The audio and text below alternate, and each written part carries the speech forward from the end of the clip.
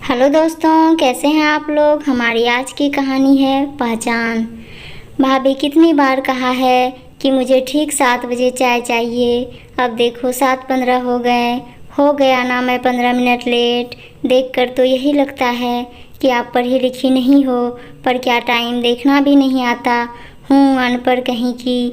देवर जी बस बना ही रही थी कि मम्मी जी ने आवाज़ दी।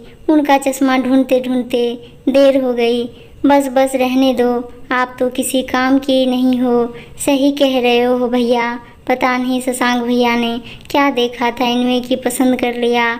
माना कि देखने में थोड़ी ठीक ठाक हैं, पर ऐसी गंवार भाभी लाकर तो हमारे दोस्तों में हमारी नाक कटवा दी भैया ने। कल मेरे लंच में सैंडविच की जगह घी से भरे आलू के पराठे रख दिए। उफ, किसी भी काम को करने की तमीज़ ही नहीं है। यह कोई आज की नहीं बल्कि पूजा के ससुराल की रोज़ की कहानी थी। पूजा के शशांक से शादी हुए 4 महीने ही हुए थे, पर उसका देवर नितिन और ननद अंजलि लगभग रोज़ ही उसे नीचा दिखाने का एक भी मौका नहीं छोड़ते थे। पूजा कुछ कहने की कोशिश करती तो उसकी सास भी उनके सुर में सुर मिलाकर कहती, बहुत तमीज़ से बात करो। इतना तो पता होगा ना कि देवर और ननद से कैसे बात करते हैं। शशांक मर्चेंट नेवी में काम करता था। उसने अपने दोस्त की शादी में पूजा को देखा और पहली नज़र में उसे पूजा से प्यार हो गया, और फिर अपने घर वालों के सामने कोर्ट मैरिज करके पूजा को ला खड़ा कर दिया। अब ना चाहते हुए भी पूजा अपने ससुराल वालों के लिए एक ऐसा कांटा बन गई थी जिसे न हटाया जाए और ना निकला जाए। शादी के 1 महीने बाद ही शशांक को 6 महीने के लिए अपनी ड्यूटी पर जाना पड़ा।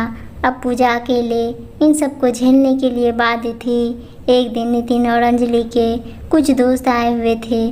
पूजा सबके लिए जूस लेकर पहुंची तो नितिन का दोस्त प्रशांत अचानक उठ खड़ा हुआ और पूजा को बोला, मैम आप यहाँ, पहचाना आपने। हाँ बिल्कुल, हम लोग दिल्ली वाली कॉन्फ्रेंस में मिले थे। पूजा ने कहा। प्रशांत, यस मैम, आज आपको यहाँ देखकर बड़ी खुशी हो रही है। आपका दिल्ली वाला केस कैसा चल रहा है। पूजा, हाँ बस कई दिनों से पूरी रात बैठकर उस केस की स्टडी की है। अब लगभग नतीजे पर पहुँचने वाली हूँ। प्रशांत, ओह वाह मैम, वेरी गुड। यार नितिन, तूने पहले क्यों नहीं बताया कि इतनी बड़ी वकील तेरी भाभी है। बहुत खुशकिस्मत है तू यार। सबके जाने के बाद नितिन, अंजलि और पूजा की सास कभी एक दूसरे को देखते तो कभी पूजा को। जानती हूँ आप लोग यही सोच रहे होंगे कि जिसे आप एक गंवार सी दिखने वाली अनपढ़ लड़की समझ रहे थे वो एक वकील है, पर मुझे एक बात समझ नहीं आई कि आप लोगों ने मेरे पहनावे से यह कैसे समझ लिया कि मैं अनपढ़ हूँ। सचमुच यह बहुत हैरान करने वाली बात है।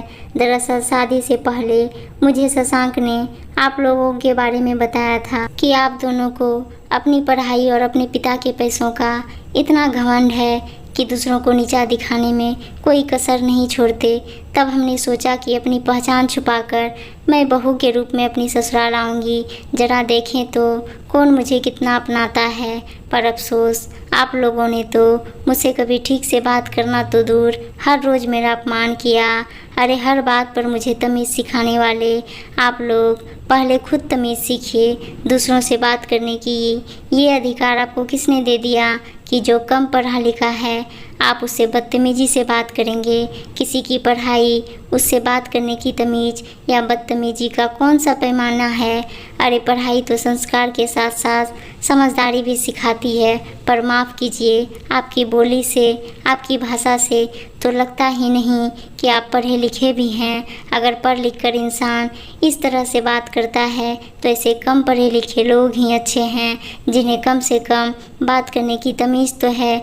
पूजा यह कहकर अपने कमरे में चली गई और उन सब के सिर शर्मिंदगी में झुक गए। आज उनका घमंड चूर चूर हो चुका था। उम्मीद है दोस्तों कहानी अच्छी लगी होगी, और अच्छी हिंदी कहानियाँ सुनने के लिए चैनल को सब्सक्राइब ज़रूर कर लीजिएगा। धन्यवाद दोस्तों।